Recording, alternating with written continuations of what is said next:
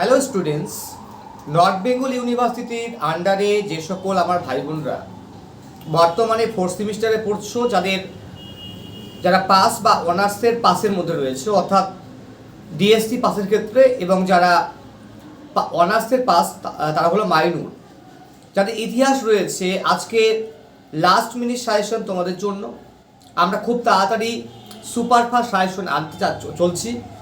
তোমরা প্রত্যেকে আমাদের চ্যানেলটিকে ফলো করো, এবং যারা নোট কিনতে চাও তারা অবশ্যই আমাদের অফিসিয়াল নাম্বার 9749941990, আমি আবার বলছি 9749941990, অথবা 8670964226, আমি আবার বলছি 8670964226, এই নাম্বারগুলো যোগাযোগ করতে পারো।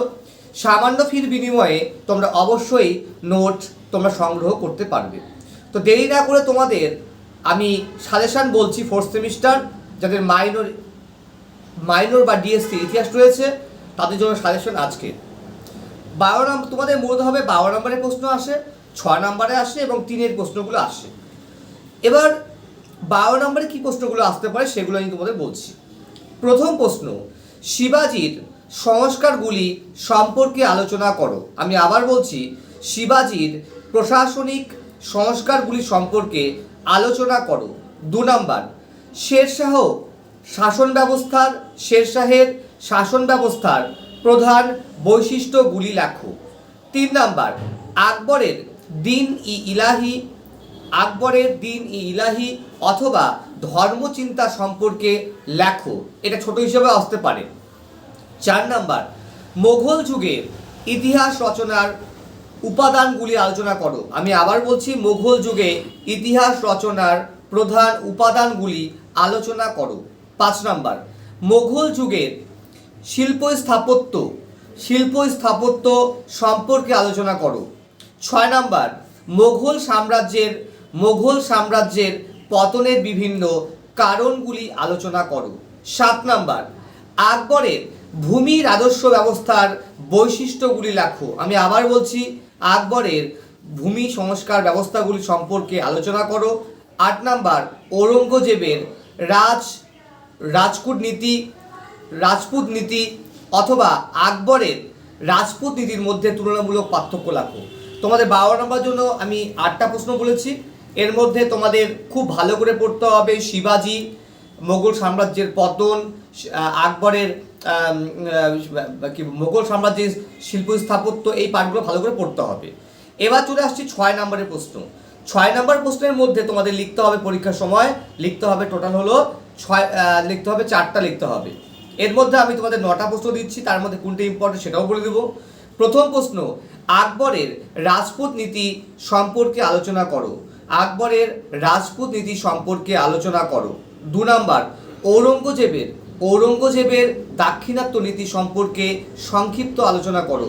ঔরঙ্গজেবের দাক্ষিণাত্য নীতি সম্পর্কে সংক্ষেপে আলোচনা করো। 3 নম্বর, ঔরঙ্গজেবের ধর্মনীতি সম্পর্কে আলোচনা করো। ঔরঙ্গজেবের ধর্মনীতি সম্পর্কে আলোচনা করো। 4 নম্বর, মনসবদারি প্রথা সম্পর্কে আলোচনা করো। অত্যন্ত ইম্পর্টেন্ট প্রশ্ন এটা, মনসবদারি প্রথার সম্পর্কে আলোচনা করো। 5 নম্বর, মোঘল যুগের চিত্রকলা সম্পর্কে লিখো। 6 নম্বর, জায়গিরদারি সংকট সম্পর্কে আলোচনা করো। এটা অত্যন্ত ইম্পর্টেন্ট প্রশ্ন। 7 নম্বর, মোঘল যুগের ব্যবসা বাণিজ্য সম্পর্কে আলোচনা করো। মোঘল যুগের ব্যবসা বাণিজ্য সম্পর্কে আলোচনা করো, অত্যন্ত ইম্পর্টেন্ট। 8 নম্বর, মোঘল যুগের কৃষক বিদ্রোহ সম্পর্কে আলোচনা করো। মোঘল যুগের কৃষক বিদ্রোহ সম্পর্কে আলোচনা করো। 9 নম্বর, অত্যন্ত ইম্পর্টেন্ট এটা, সেটা হলো দ্বিতীয় পানিপথ যুদ্ধের গুরুত্ব আলোচনা করো। দ্বিতীয় পানিপথের যুদ্ধের গুরুত্ব আলোচনা করো, এটা রয়েছে। এবার আসছি আমি 3 নম্বরের প্রশ্নে। 3 নম্বরের প্রশ্নের মধ্যে তোমাদের লিখতে হবে, টোটাল হলো আসবে 6টা, লিখতে হবে 4টা। এর মধ্যে আমি তোমাদের 3 নম্বর প্রশ্ন একটু বেশি দিতে হবে। এর মধ্যে কোনটা কমন সেটাও আমি বলে দিচ্ছি। সেটা হচ্ছে 1 নম্বর প্রশ্ন, সবই টিকা এগুলো, আবুল ফজল। 2 নম্বর, বাবর নামা। 3 নম্বর, পানিপথের প্রথম যুদ্ধ, এটা অত্যন্ত ইম্পর্টেন্ট, পানিপথের প্রথম যুদ্ধ। 4 নাম্বার টিকা লিখো কবুলিয়ত ও পাট্টা, কবুলিয়ত এবং ও পাট্টা, কবুলিয়ত ও পাট্টা।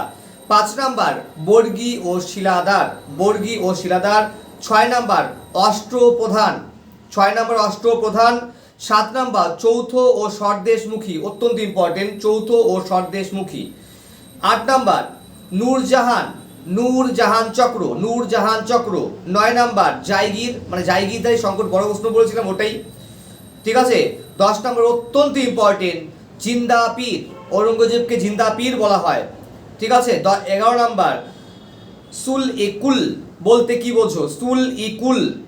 এরপরে হচ্ছে 12 নাম্বার ইবাদ খানা, ইবাদ খানা। 13 নাম্বার জিজিয়া, জিজিয়াটা ভালো করে পড়তে পারো। এই তো ছিল আমাদের 4th সেমিস্টারের মাইনর বা ডিএসসি ইতিহাসের লাস্ট মিনিট সাজেশন। তোমার প্রত্যেকে ভালো থাকো, সুস্থ থাকো।